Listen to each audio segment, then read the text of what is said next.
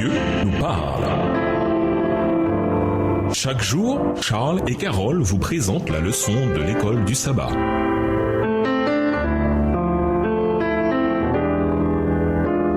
Bienvenue à votre émission. Dieu nous parle. Nous voilà la leçon de jeudi, la création, la chute et la croix. La Bible établit un lien continu entre la création parfaite, la chute, le Messie promis et la rédemption finale. Ces événements importants deviennent le fondement du thème de l'histoire du salut pour l'espèce humaine. Lisons Genèse 1, le verset 31, Genèse 2, les versets 15 à 17 et Genèse 3, les versets 1 à 7. Qu'est-il arrivé à la parfaite création de Dieu? Genèse 1, verset 31. Dieu vit tout ce qu'il avait fait et voici, cela était très bon. Ainsi, il y eut un soir et il y eut un matin, ce fut le 6e jour. Genèse 2, les versets 15 à 17. L'Éternel Dieu prit l'homme et le plaça dans le jardin d'Éden pour le cultiver et pour le garder. L'Éternel Dieu donna cet ordre à l'homme. Tu pourras manger de tous les arbres du jardin, mais tu ne mangeras pas de l'arbre de la connaissance du bien et du mal, car le jour où tu en mangeras, tu mourras. Genèse 3, verset 1 à 7. Le serpent était le plus rusé de tous les animaux des champs que l'Éternel Dieu avait fait. Il dit à la femme, Dieu a-t-il réellement dit, vous ne mangerez pas de tous les arbres du jardin? La femme répondit au serpent, nous mangeons du fruit des arbres du jardin. Mais quant au fruit de l'arbre qui est au milieu du jardin, Dieu a dit, vous n'en mangerez point et vous n'y toucherez point, de peur que vous ne mouriez. Alors le serpent dit à la femme, vous ne mourrez point, mais Dieu sait que le jour où vous en mangerez, vos yeux s'ouvriront et que vous serez comme des dieux connaissant le bien et le mal. La femme vit que l'arbre était bon à manger et agréable à la vue et qu'il était précieux pour ouvrir l'intelligence. Elle prit de son fruit et en mangea. Elle en donna aussi à son mari qui était auprès d'elle et il en mangea. Les yeux de l'un et de l'autre s'ouvrirent et ils connurent qu'ils étaient nus et ayant cousu des feuilles de figuier, ils s'en firent des ceintures. Dieu a déclaré que sa création était très bonne. Genèse 1, le verset 31. La création était désormais complète. L'Éden s'étalait sur la terre épanouie. Adam et Ève avaient un libre accès à l'arbre de vie.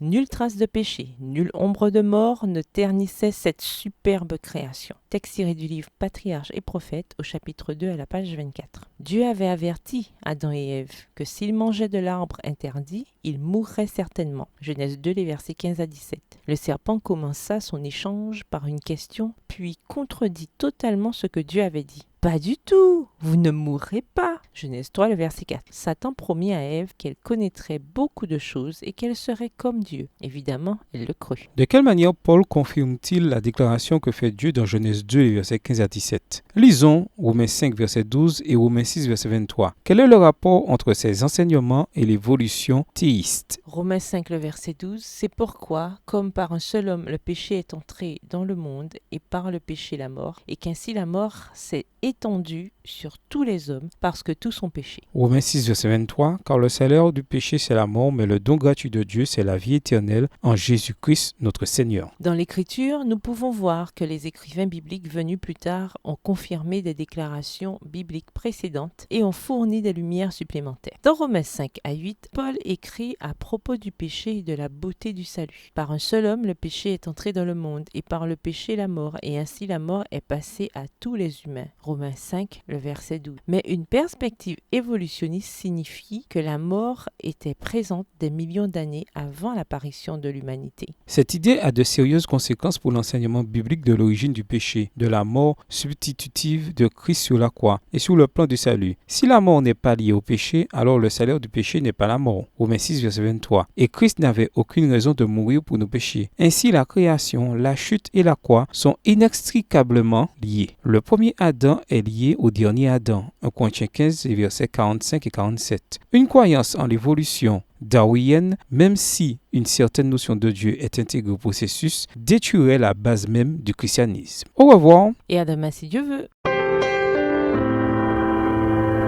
Dieu nous parle. Chaque jour, Charles et Carole vous présentent la leçon de l'école du sabbat.